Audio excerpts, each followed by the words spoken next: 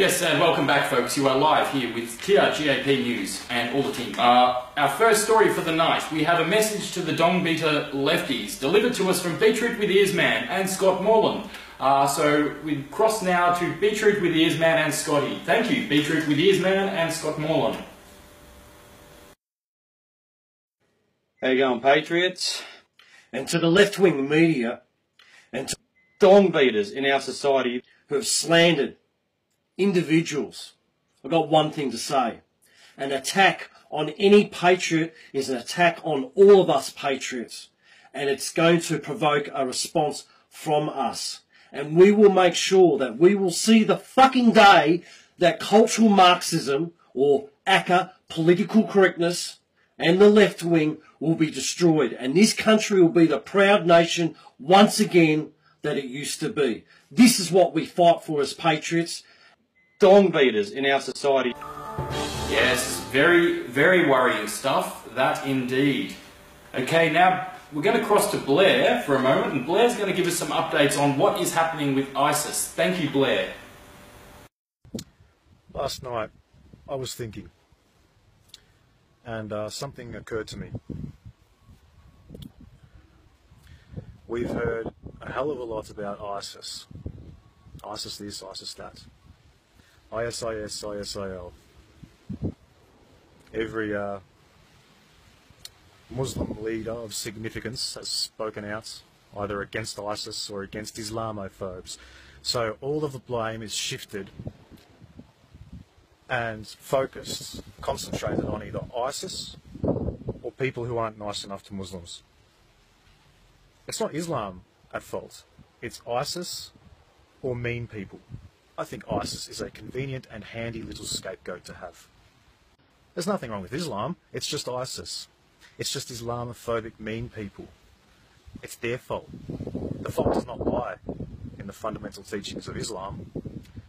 It's just ISIS, not all of Islam. It's not all Muslims. We are the religion of peace. Are we using our brains?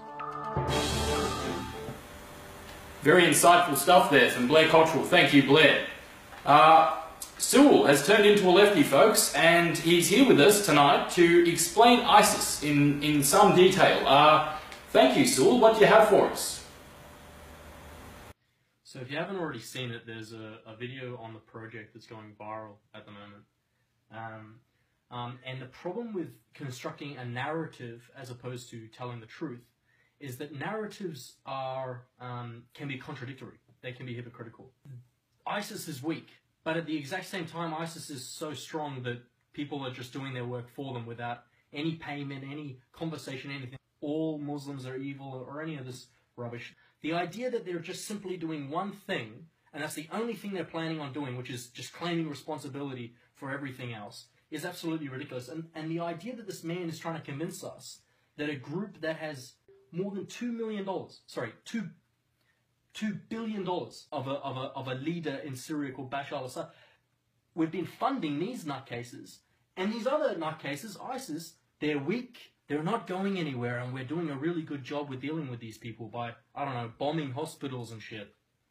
So he goes on to explain that their only job, and this is the only aim of ISIS, is to turn the kafir against the Muslim. And that they want to incite hatred in people like us, Westerners, so that we turn on the Muslim. And then therefore, that makes the Muslim feel ostracized and turn to ISIS. Right. The reality is that they don't actually... I'll play the video. He talks about they want World War III, and it's very interesting. Social cohesion. He wants to maintain the social cohesion. So this point is absolutely moot. Absolutely moot. And at the same time they want World War III. Are they really that stupid? Do you think ISIS are really that stupid? These people are ex-military. These people are, tactical geniuses. They've completely destroyed and they've stolen all the oil from the region. They know how to get the money. They know how to terrorize. They know how to make propaganda. These people aren't amateurs. Their goals are not just 1 + 1 = 2. Because if we did produce our full forces against them, we would defeat them quite easily. We would. So why would they want that? They know it. So what they're doing is they're being patient. They're waiting. They're waiting for our societies to weaken and crumble, and that's exactly what's going on. It's not that I hate the Muslim, or not that I hate Islam as an ideology necessarily, and maybe it does have a place in the world. Stop interfering in the Middle East. Stop invading these people's countries. Stop creating refugees and mayhem and destruction. And you won't have any terrorist attacks in your country.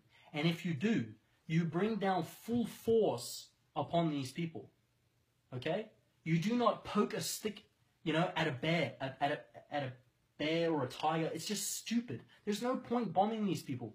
Leave them alone. Let them deal with their own issues. Stop interfering and tell them, we will respect you in your lands, we will leave you alone, and you do the same to us. Leave us alone, let us in peace in our own lands. Always a pleasure hearing from that young man. Thank you very much, Sul. Okay, our next story for tonight, folks. Reclaim Australia has been rejected by the Melton Special School.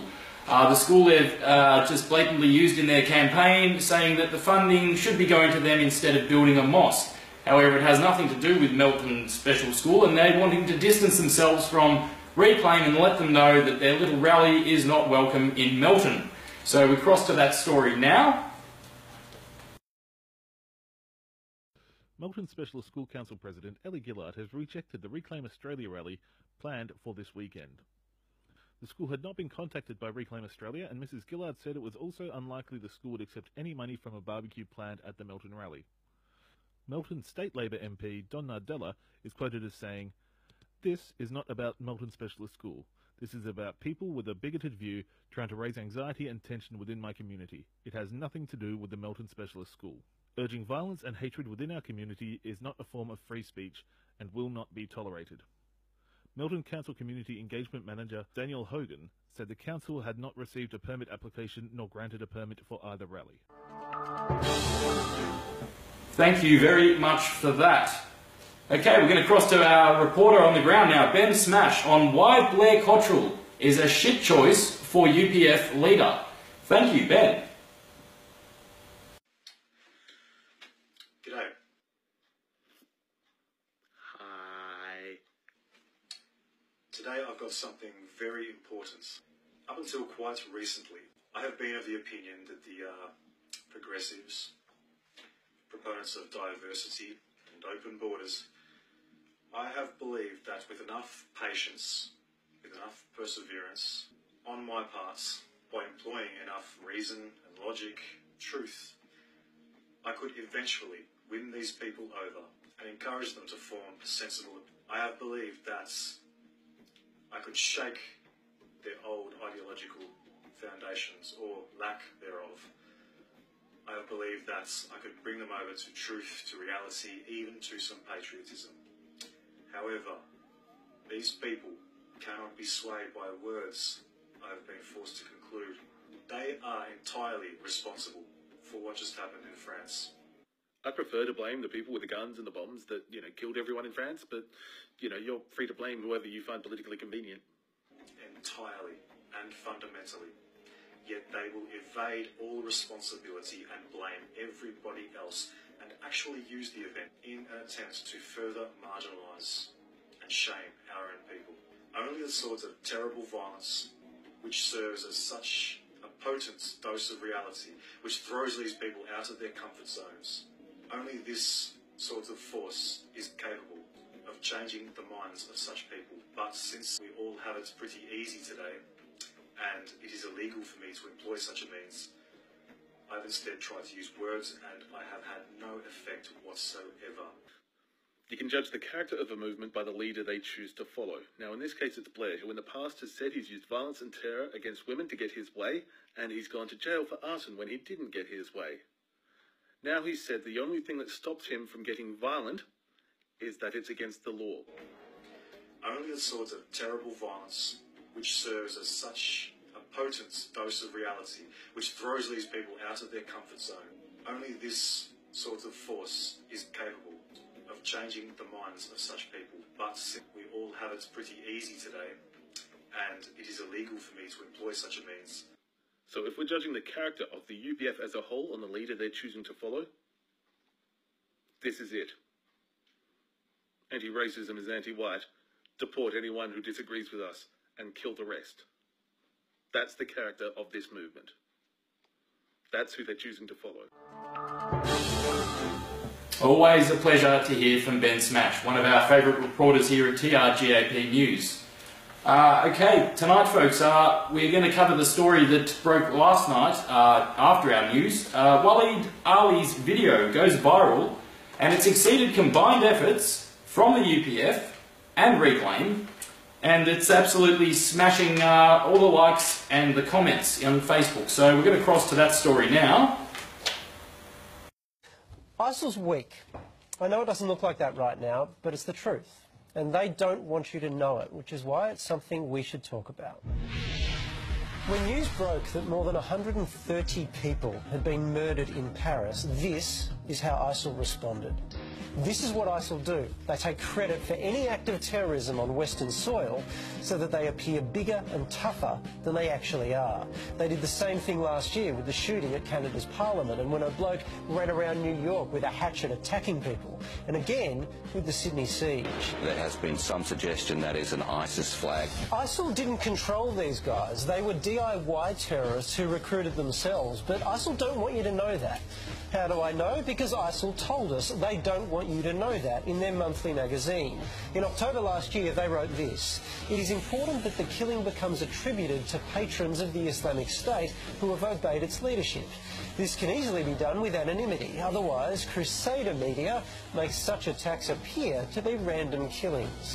There's a reason ISIL want to appear so powerful, why they don't want to acknowledge that the land they control has been taken from weak enemies, that they're pinned down by airstrikes, or that just last weekend they lost a significant part of their territory.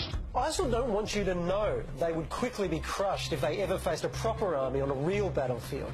They want you to fear them. They want you to get angry. They want all of us to become hostile, and here's why.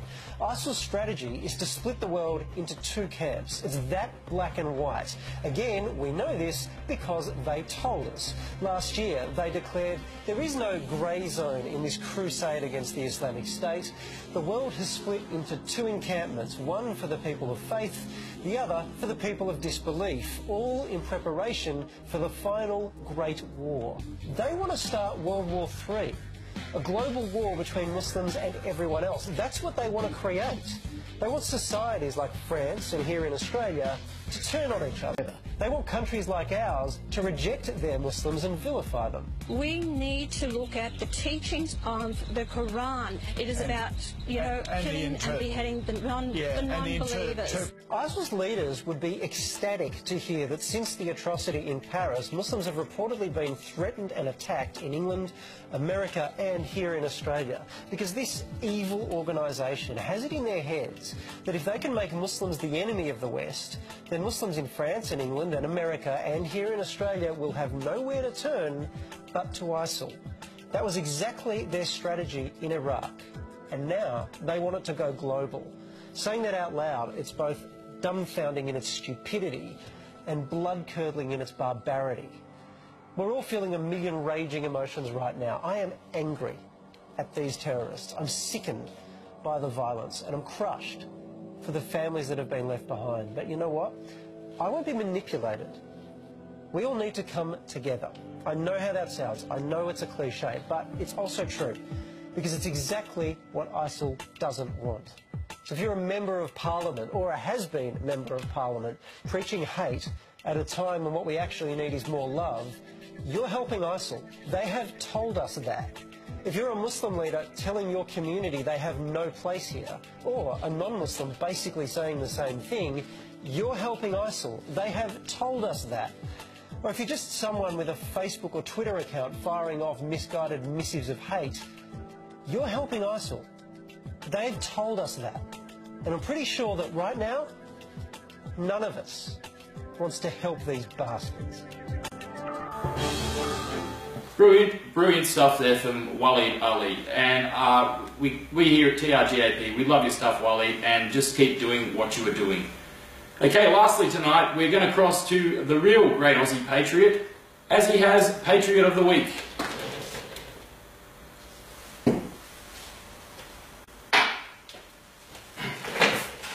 G'day folks, you're here with the real Great Aussie Patriot, and I've got Patriot of the Week for you. And this week, well, we're giving Patriot of the Week to Ralph Sermonara, because he's good at kicking indoors and acting like a bully, and also for being the biggest fuckwit on the internet this week. So Ralph, here is your prize. Donations appreciated. Hey man, I've got a donation for you. Here's my fucking cock, you pieces of shit. Take this. Cheers mate, I know you're probably drinking the usual $2 plonk that you get, but I'm enjoying a nice icy cold VB. Thank you VB. And you can eat a shit sandwich Ralph, and keep sitting in the naughty boys corner and just fucking stay there mate. Don't move, because you're going to be there for a while. Yes, always a delight to hear from the real Great Aussie Patriot. Thank you for that real Great Aussie Patriot. That's all for tonight, folks. I hope you've enjoyed the show, and we will be back again tomorrow night with more hard-hitting headlines. From everybody here at TRGAP News, I'd just like to say may your news be non-bigoted, tolerant, and inclusive of everybody. From all of us here at the team, good night.